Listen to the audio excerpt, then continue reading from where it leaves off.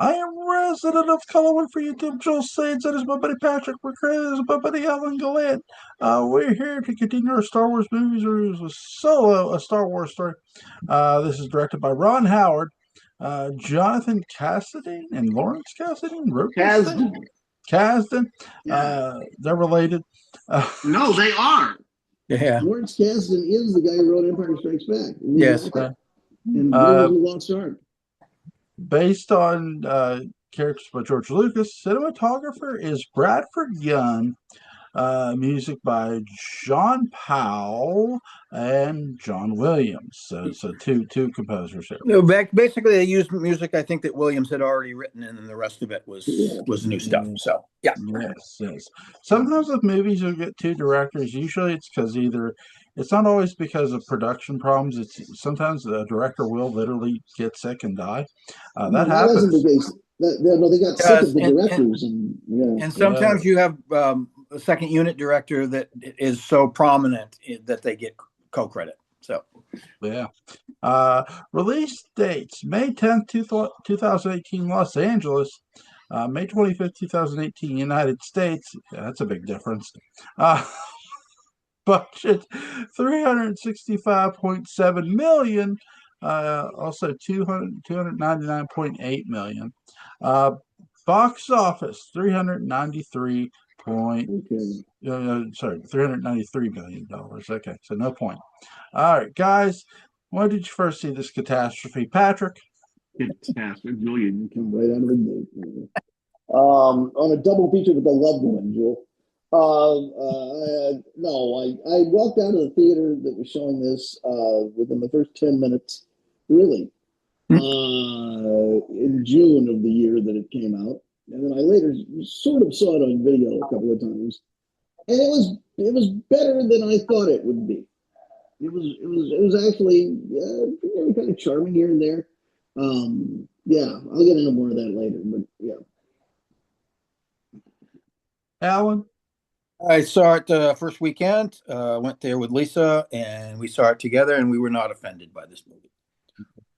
I saw this on television, and I never wanted to see it again after seeing it. Well, now, I'd say let's put the foot on the other shoe here, and why? Now, give us a good rant about it.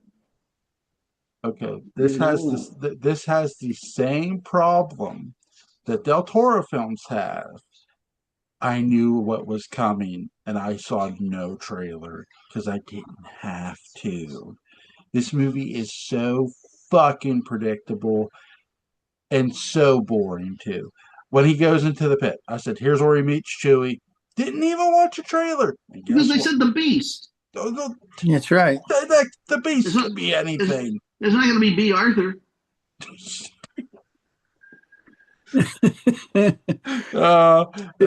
There are certain elements of this movie that you can tell are coming from a mile away because it happens in the past of Han Solo's life. So there are certain things that you can sort of almost he's going to survive. You know that he's going to meet Chewbacca. Okay, you know that he's from the get-go. You know that he's going to figure out a way to get back to this woman. He's going to get the Falcon. He's going to get the Falcon. And so, and he's also going to be, the Kessel Run is going to happen. That's going to happen because all of that stuff is kind of, implied in various other stories and so on. So some of it, you're right. Some of it is definitely, predictable in that respect. I went into it not caring whether it was going to be predictable in that respect. And some things were not predictable, like the fact that I fell in love with L3 and was so upset when she bought it. Yeah, she's a honey. She really is. She was awesome. She was totally like free the robots and all this sort of thing. I really liked that. That character. I like your whole romantic thing. I'm sure you've noticed that. Yeah. Oh, trust me, it would work. It wouldn't work. But that's Phoebe Waller. I mean, she's perfect. She was perfect. Who that was. Yeah. Yeah. This is where I get into IPs. instead of jump Hill to your left. instead of milking IPs to death here, Hollywood sometimes is allergic to new IPs. Why not make a thief story, and not call it Star Wars? Because all these characters to me are just, I don't give one shit about any of them. Any of them. And by the way, what was done at the end, all that is fan service. And What was listen, if you want to know how I feel about fan service, ask me about Halloween Kills. Okay, wait a minute. What was at the end? But maybe I missed it. Darth Maul. Oh, That's fan No, service. you love Darth Maul. It doesn't matter. He actually said something coherent in this It movie. doesn't matter. I thought that would have had you writhing with pleasure. No, it doesn't matter here. And they don't make okay. I knew he's coming because of the symbol on the side of their arm. There's a Sith coming. Who else would it been? Yeah. So they kind of had to do that way. Yeah, it's like who else would have it been? It's kind of predictable in itself. It would have been Dooku. Yeah, I suppose it could have been him. Dooku too. Oh no, he's dead by then. He was dead by then. They would have had to CGI. Yeah. Well, his head would have been had the metal thing around it. The metal thing. It would have been floating in a jar. It would have like a Lego thing that plugged him back in. Yeah, like the heads in Futurama. I actually like the guy that plays Han Solo in this. I think that choosing somebody that's unknown is probably a good idea, and then just somebody that can adopt the attitude and so on. So I mean, this is not a perfect movie, but I enjoyed myself. What has he done lately? I have no idea, to be honest with you. I don't know that he's done that much at all, or whether he went back to the theater or is making movies in Europe or whatever. I'm not sure. I can check though real quick. I think he went back to the theater. He tore my tickets. He's from LA. Okay. He's let's see. He began his career by being in Supernatural, and he was in Coppola's Tetro and Twixt, Blue Jasmine, and also Stoker. He was in Hail Caesar in 2016. That was his breakthrough role. Okay. And then Han Solo. Yeah. And then Brave New World, the television series. Okay. And he's in Cocaine Bear. So he's doing stuff. Good movie. I love that movie. He's doing stuff. He had a supporting role in Oppenheimer and supporting roles in the superhero miniseries Ironheart and the horror film Weapon. So he's working. He's not necessarily doing blockbusters all the time, but he's still working. So he's at an almost Lee Pace level. Yeah, but yes, exactly. Making good cash, but not outrageous money. So yeah, that's him. That's Aiden. Despite all your efforts to impoverish him and to see him eating out of a dumpster. He is not. But Donald Glover I like him as Lando, actually. He's not. Now, Julie, you gotta like Donald Glover. He's awesome. He's just likable as an actor. He is. And he's a wonderful young Dwayne Williams. I believe him. And Paul Bettany as our evil villain with the scars that come and go on his face, which is really weird to look at. But I mean, he's definitely a supervillain, I believe that he will kill at any given moment, and that he's psycho. So I like that. Sandy Newton was not in long enough. She was kind of sacrificed. She's the girlfriend of Woody Harrelson. Yes. Yeah, she's always good. Yeah. And Jon Favreau is in this. What? I kind of missed him. I guess I didn't, Maybe he's a voice. or I didn't recognize him. He was I real bet he's Gallant. a voice. What? He's Yeah, a maybe voice. he was a voice. Yeah, because I didn't recognize him as a face, so he must have been a voice. Warwick Davis, that was a nice reveal. It was nice, yeah. One of the Marauders. With his own face. Yeah, with his own face. Yeah. It's true. Linda Hunt was Lady Proxima. She's great. Thoroughly disgusting character. Perfect. She really was. Those are the biggies, I guess. Clint Howard was in it. I recognized him in there. And Clint's a badass in this. Yeah, yeah. He was a badass that Chewie tried to end with one claw. But you don't see Clint kind of looking alpha, Yeah. Even though alpha males don't exist, it's a myth. But you know what I mean. Yeah. I was like, well, I mean,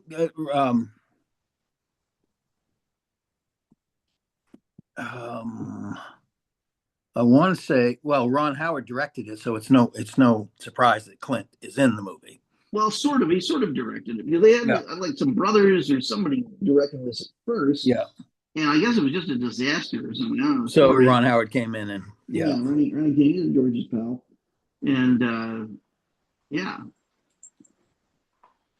yeah, Ron knows how to make a story work. He does. He knows how to do that. So, but anyway, I felt that some of the characters I didn't care much for, but most of the main cast I did. I mean, I like Woody Harrelson. Yes, I did. I liked him quite a bit, actually. He's kind of he's the character that sort of draws Han in, but he doesn't quite have the moral center that Han ends up having.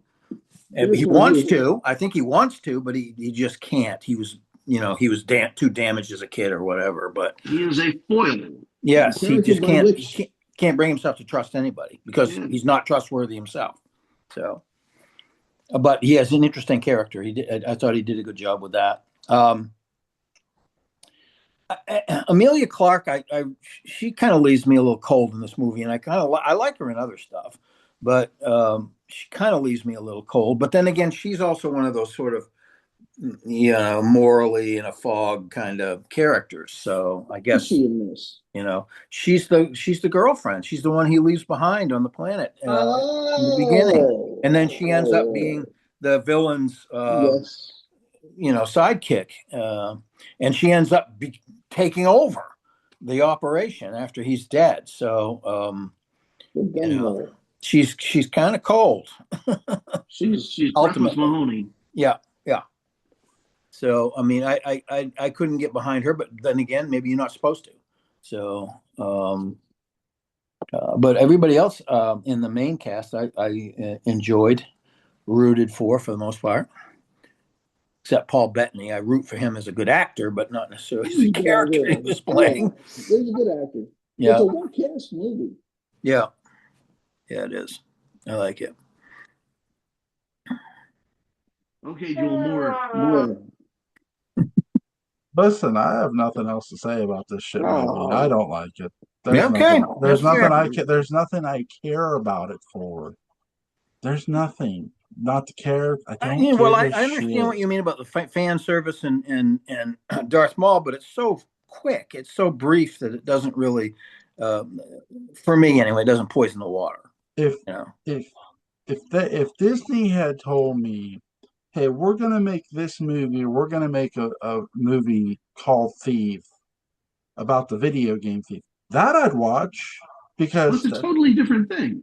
No, this is a movie about outer space thieves and con men.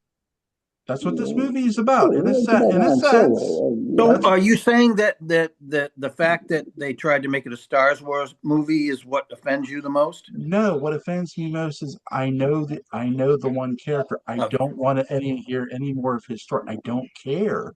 Oh, you're burned by some girl? I don't give a shit. I think Joel has a point. The one of the things I have against this movie, well, I don't know against the movie, but is that I have never craved really knowing what Han Solo's origin was or something like that. Mm-hmm. He was always kind of probably this guy. It would have been interesting if he had not always been that guy in any way. And then slowly, you see him evolve or devolve into this, kind of fly by night, literally fly by night figure. Smuggler, right? He starts out as, someone very highborn. He starts out as someone who is a fine, sterling imperial officer. And then he starts to learn and starts to find out and is in these positions and then eventually enjoys it. It's kind of like Orlando Bloom in Pirates of the Caribbean. Yeah, he becomes an adventurer. He gets addicted to the adventure, the adrenaline, and all of that sort of thing. I think that would have been a more interesting movie. Because the moment we see, they were slaves, blah, blah, blah, it's like, oh, okay, it's this movie. Mm-hmm. And that's okay. But yeah, I kept thinking there are other characters in the Star Wars universe I probably would have enjoyed seeing more in there, including Princess Leia. A younger Princess Leia movie. Something that with Julie Ward. My God, what a fabulous movie that would be. Well, yeah, and you'd have her entire adoptive family and everything else that could be sort Jimmy of. Jimmy needs a job. Yeah, Jimmy needs. He would have been the right age. Yep. Disney with this slowly was going to make the mistake of what it was doing with the Marvel movies. You don't make a movie about not every Marvel character needs their own movie. Well, I totally agree with that. Not every Star Wars character needs their own movie. It's the same thing. Yeah. Well, I think it's a question of how did they get this way, and are we interested in how they got this way? How does a princess become this kick-ass rebel? How did that happen? Yeah. Well, they kind of somewhat answer that with Kenobi a bit. Yeah, they did. In a sense. And they didn't need a movie to do it. That's fine. Well, no, they did a long television series. Part of the short series, right. Like 3 movies. Right. Well, right. They had 3 movies, but when you watch Kenobi, you can gotta get that understanding of this woman was taken, she was interrogated by she saw how the Empire worked. Yeah. There. Is there anything you guys want to add about the movie before we go? It's going to be one of those 20-minute ones. It's fine. It's fine. No, I just, I mean, it's not the perfect creme brulee by any means, but I just kind of let it go and enjoyed it. So, as something, I tried to put aside as much of what I already knew about Star Wars as I could, to be honest with you. I mean, as much as you can. You can't, I mean, obviously you still know certain things, but that enhanced my enjoyment of this movie. So another thing that I like about this film is that, I like Star Wars. I like the universe of Star Wars. I like the design. I like the feel of it. All those things. And so, again, we go back to like the 6-year-old in me. And he was perfectly happy to spend 2 hours and 14 minutes in the Star Wars universe, looking at stuff and hanging around. And visually, it's interesting because it's visually it lives somewhere between Rogue One and Star Wars. In terms of the lighting and just the feel of it, and that sort of makes it then akin to Mandalorian and Boba Fett. It's almost like this other kind of visual life of Star Wars that I think has its own voice. It's a good representative of Star Wars when you get away from it being a story about 2 halves of a warring family, So I'll give you that. There you go. There. What do you guys give the movie? Scale 1 to 10. Well, I liked it well enough to give it like a 7.5. I was about to say, give it an 8. It's perfectly fine. Rainy Saturday afternoon. Excuse to get out of the rain and have a little fun. Yes. And we know you, Commodus, you gave it the thumbs down in the arena. Right. It is boring in some parts. And depending on what mood you're in or what you're looking for, I get that. I totally get that. Yeah. That's what you said about So Ebert said about Star Trek: The Motion Picture. He said, yeah, it's boring. Sometimes I like being bored. That's a weird statement to make, but it really is true. And now I'll say this: this is a movie that had no business being 2 hours and 14 minutes. This is a movie that could have had at could have done least 90. Yeah. yeah, it could have had 45 minutes cut out, and you would not have missed it. And frankly, it would have been a little closer to Han Solo. I think if it had been, a slam bang 90-minute kind of romp, yeah, yeah, instead of make it longer, I would have made it much shorter. Yeah, it seems like they got into this whole thing where we must make Star Wars movies 2 hours and a half long or 2 hours and 15 minutes long. And some of them flies by, no problem. And others, like, why didn't you just chop 30 or 40 minutes out of it and make it move faster? So, yeah, I understand that. If it had been made, essentially by the Ron Howard who directed Meat Line Dust, it's kind of a fast but strictly big budget Roger Corman movie. And that lives in this film. You cut 45 minutes out of this movie, and you do it just here and there. It's like every scene in the movie maybe goes on 3 or 4 minutes too long. And so you just, especially in like the train scene and all of those. It's funny because this is a movie where the action scenes slow it down. They really do. Some of them do. You're right. In the card game and all of that. That's fun. Yes, because that's character development. It is character development. Anybody can shoot a laser. Yeah. You don't really reveal a lot of character in the way somebody shoots a laser unless it's Clint Eastwood or somebody. But the card game, that's different. He and Lando going at it, that's different. Yeah. You're good, Joel. Thanks for indulging. Yeah. You didn't know this. And we have completed. That's right. Yes. We have completed. Yes. Let's trying to think if there's any more questions I have. Yeah, I do have a question for you guys. What did you guys think of Woody Harrelson on this? I like him. I always I didn't know if you guys him. Commented. Yep. I like him. I like the fact that he always has that friendly, affable sort of thing going on because that's who Woody is. But also underneath of that, you've got this you don't quite know kind of stuff going on. He's very good at layering that way. And he's done that many times. I don't know if it has anything to do with the fact that his father was an assassin. Yes. Was I the one who told you about that? Or no, I knew about that. I knew about that. Wow, I just found out. Yeah. Yeah, he might have killed Kennedy. Yeah, it's possible. No, it's remotely. Well, I mean, he was a hitman, basically. His father. So, yeah. And his father and the guy from I think the CIA or FBI, probably FBI, who was in charge of going around silencing people who saw UFOs. Mm-hmm. This is true. Were there the day Kennedy was shot, and were photographed leaving the grassy knoll.